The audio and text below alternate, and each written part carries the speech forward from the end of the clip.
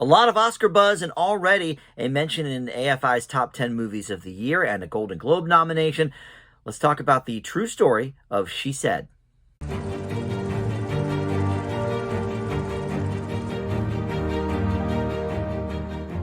Hey guys, Dan here. This is Dan Reviews It. Welcome to my spoiler-free review for the movie She Said, which is based on a true story. So I think, spoilers or not, I think you probably might know how this all kind of shakes out, because it is all about the investigation of the New York Times into Harvey Weinstein and his sexual assault and all of the things that go along with that, and that we've heard over the last few years. And really one of the jump starts of the Me Too movement, I think. This is directed by Maria Schrader and written by Rebecca Lenkowitz. And it is starring two fairly heavy hitters, not A-list names, but people that are very respected in the industry. Carey Mulligan stars as Megan Twohey, and Zoe Kazan as Jodi Kantor. And the two of those ladies working together to kind of crack open this story. And some other people that we might know: Patricia Clarkson, Andre Braugher, Zach Grenier, and Ashley Judd playing herself. She was one of sort of the linchpin actresses in the entire sort of breaking of that story. Most of the movie is about these two women really trying to get someone on the record so they can actually move forward with this story. And there were, a couple of names floating around out there, but, Ashley Judd, again, playing herself here, was one of the ones that came forward and said, yes, you can use my name. I'm ready to tell my story. And so there you go. In terms of the award recognitions, like I mentioned, this is in the American Film Institute's top 10 films of the year. And in terms of Golden Globes, Carey Mulligan has earned a Best Supporting Actress nomination. Which is funny because I don't know. This to me is kind of a two-hander. So maybe they both went in as supporting actress. Sometimes TV shows and movies will do that if they sort of can't figure out one straight up lead from either gender. They'll just sort of split it and both go in for supporting. That may be what happened here, because I really do think of this movie as a two-hander. But anyway, before we get too far in the weeds here with my review, I want to welcome you to Dan Reviews and thank you for finding this video. Got a ton of great stuff on the channel for you to check out, constantly updating and uploading new videos. So please consider subscribing down below there, or like or comment this video. It all helps me out, and we love to see it. All right, so in my impression of this movie, my initial impression was, do we really want to see this movie? Because we all sort of recently lived it. It's not that old. Now, they took, obviously, the journalistic approach to it rather than the, sort of here's what happened with these women. They didn't really do, any... Well, I shouldn't say they didn't do any reenactments. There were certainly some, voice-over reenactments. And I will mention here, Harvey Weinstein obviously not appearing as himself in this movie, but Mike Houston does the Harvey Weinstein voice here. Kelly McQuall, or McQuail, I should say, does the voice of Rose McGowan. She was obviously a very, very early, accuser of Weinstein in that way. And then there's, I think, just the one scene, but Donald Trump has a voiceover as well, and of course it's not really him. It is actually the great James Austin Johnson, who has been doing Trump for the last couple of years on SNL.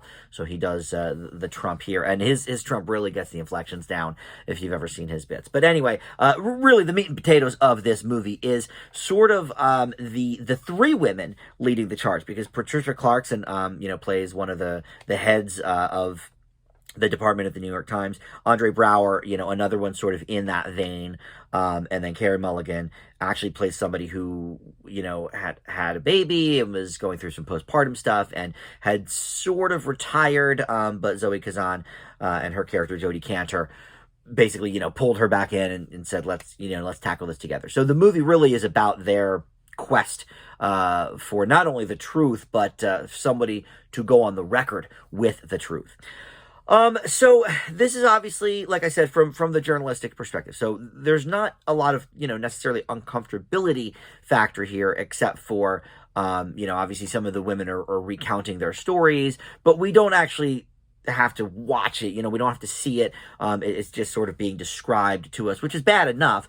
But because it's been, so highly reported and highly publicized over the last whatever 4 years or something, 5 years. I don't think it's necessarily that shocking because I think we've heard a lot of this stuff before. For me, the pinnacle of recent journalism films is Spotlight, and I think it won Best Picture if memory serves. That was from maybe 2015, and this movie is sort of a pale imitation of that. There's a lot of things that are kind of being paralleled between the two. That was about actually, more sort of sexual assault charges, but in that case, in the Catholic Church. But this movie doesn't necessarily have a straight up, like monologuing scene like Mark Ruffalo did in Spotlight. So it's sort of missing that a little bit. And, it's a lot of like, okay, we're going to travel to here and talk to this person. Oh, they don't want to talk. Okay, well, I heard rumor about this person wants to talk. Let's go talk to them. Okay, let's now go here. It's a lot of like, and I wasn't bored with this movie at all. So, don't get me wrong. But it is sort of a lot of repetition, and maybe that, is purposeful to speak to all of the different hurdles that journalists have to go through, all the things they need to jump over to just get this one very, truthful thing out. But as a storytelling device, we got it. Journalism is hard, and especially these days, where obviously a lot of people are saying, oh, real journalism is dead. And of course, Trump himself with the whole fake news thing has, caused a lot of people in the country to sort of distrust a huge media giant like the New York Times. So look, this movie is perfectly fine. It just does everything worse than Spotlight, and the performances here are very good. I think Carey Mulligan is really an unsung actress. She's been in so many great movies, and I think she's kind of an industry darling, but a lot of, your Joe Blows on the street don't necessarily know who she is. And I think it makes sense that she was the sole nomination from this movie at the Golden Globes. I think come Oscar time, we may see her name, certainly, but I think they're probably going to give this a screenplay nomination as well. It is based on a book, so it would be adapted screenplay. So I think that's where we might find this at the Oscars as well. Again, even with the repetition, it's still a riveting movie. But, when you think of the giants of journalism movies, All the President's Men and Spotlight, this is certainly, maybe a paler imitation of those. But everything about it, works just fine.